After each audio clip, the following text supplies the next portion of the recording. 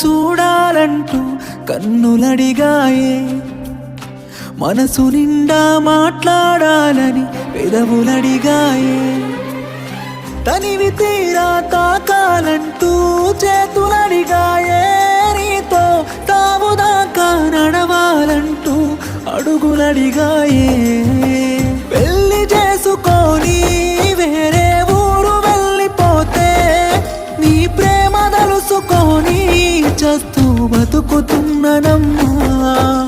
మందు దాగుకుంటా నిన్నే మరిచిపోదామంటే ఆ మందు దాగినంటే మస్తు గుర్తుకొస్తవమ్మా, సీతారాములలాగే